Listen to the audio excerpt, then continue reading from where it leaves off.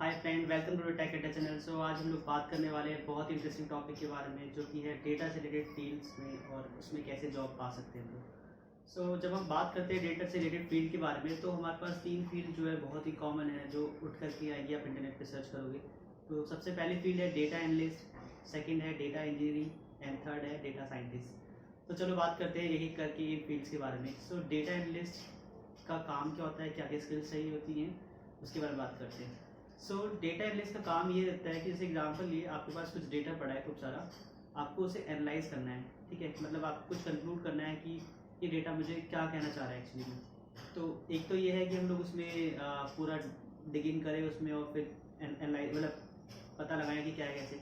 अगर हमारे पास कोई ऐसा पर्सन है जो उस डेटा को एनालाइज इस तरीके से कर दे या इस तरीके से उसे विजुलाइज कर दे, मीन्स ग्राफ बना के दे दे हमारे को, जिससे कि मैं देखते ही समझ जाऊँ कि ये डेटा क्या कहना चाह रहा है।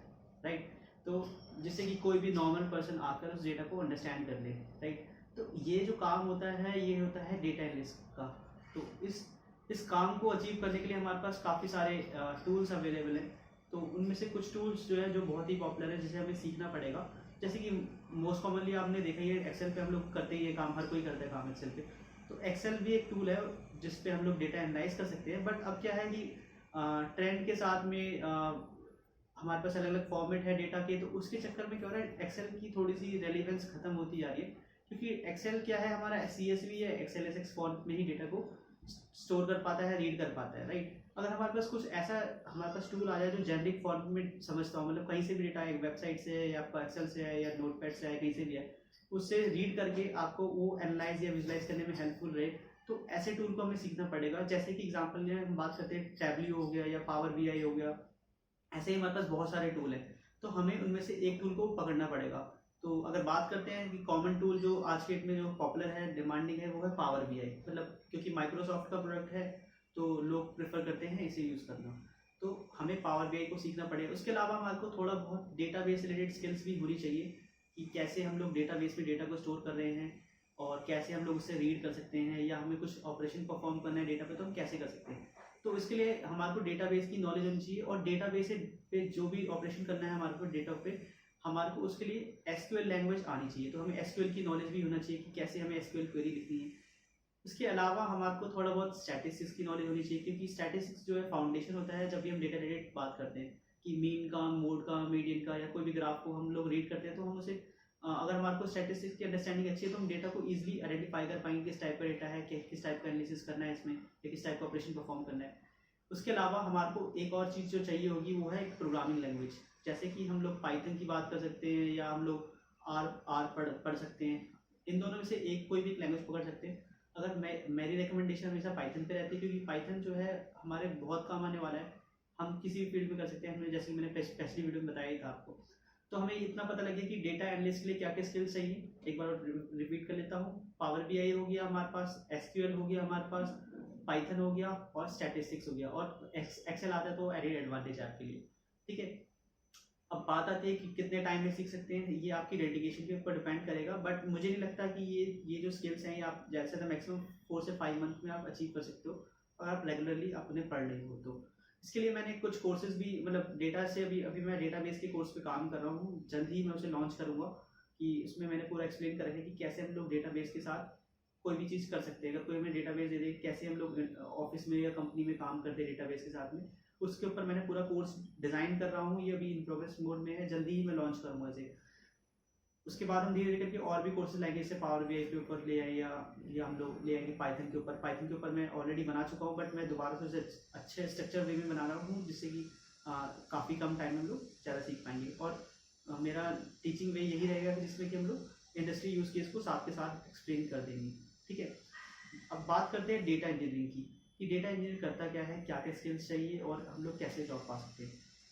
एंट्री लेवल हो गया डेटा एनालिस्ट, उसका नेक्स्ट लेवल होता है डेटा इंजीनियर का। अब देखो, हम लोग डेटा हमारे पास मिल रहा है, हमारे पास पड़ा हुआ है डेटा हमारे पास।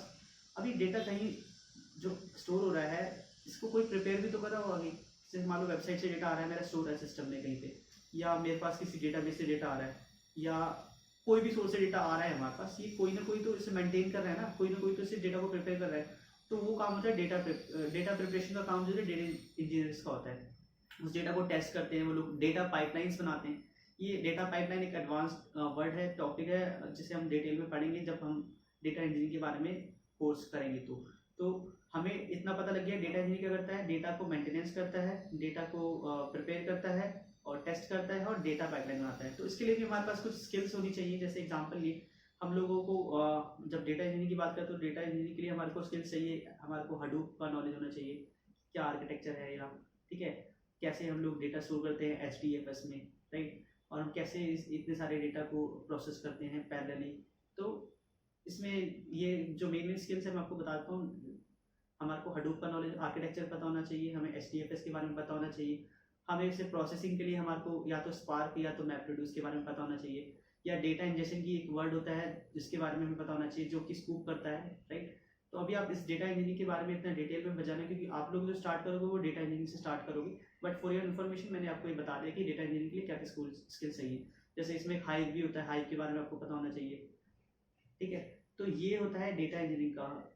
और डेटा इंजीनियरिंग के लिए आपको काफ़ी ज़्यादा एफर्ट लगाने पड़ेंगे डेटा एनालिस्ट के कंपैरिजन में, क्योंकि ये एक नेक्स्ट लेवल हो जाता है। तो आपको इसमें कम से कम 8 to 10 मंथ्स आपको कंटिन्यूसली इसे आपको टूल्स को समझना पड़ेगा किस तरीके से काम करते हैं, तब जाकर आपको डेटा इंजीनियरिंग रोल के लिए एलिजिबल होगी, क्योंकि ये थोड़ा एडवांस लेवल हो जाता है एक बार को।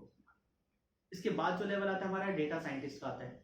तो जैसे कि हमने डेटा लिस्ट में डेटा को एनालाइज किया या विजुलाइज किया with the help of tools, right. अब डेटा साइंटिस्ट क्या करते हैं, एडवांस टेक्निक यूज़ करते हैं। जैसे एग्जांपल लिए मशीन लर्निंग एल्गोरिथम यूज़ करते हैं, राइट, और उसके बाद न्यूरल नेटवर्क यूज़ कर सकते हैं, ठीक है। अलग अलग लाइब्रेरीज है जो एडवांस है, डीप लर्निंग लाइब्रेरीज है वो यूज़ कर सकते हैं। वो लोग मॉडल क्रिएट कर सकते हैं। मॉडल मीन्स की जैसे कि हम लोग प्रेडिक्शन कर सकते हैं, राइट। सो डेटा साइंटिस्ट जो होता है वो नेक्स्ट लेवल होता है, जो कि डेटा इंजीनियरिंग के बाद आता है। तो डेटा एंट्री लेवल हो गया डेटा एनालिस्ट, नेक्स्ट लेवल हो गया डेटा इंजीनियर, उसके नेक्स्ट लेवल हो गया हमारा डेटा साइंटिस्ट, राइट।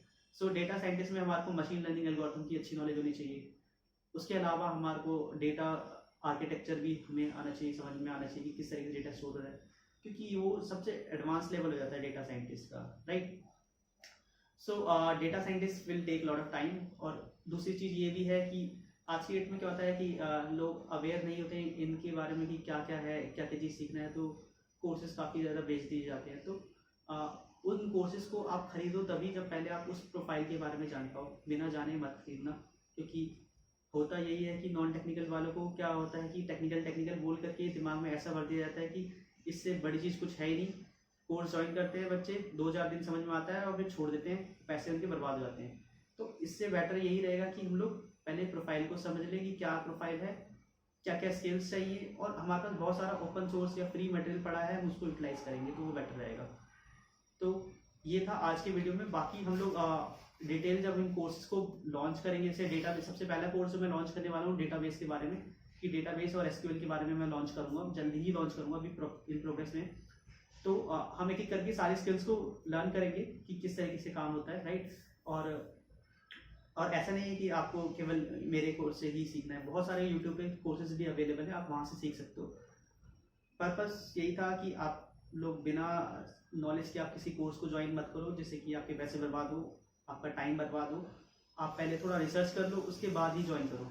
सो इस वीडियो को रैप अप करते हैं यहीं पे, और बाकी मिलते हैं नेक्स्ट वीडियो में। So thank you for watching, see you in the next video.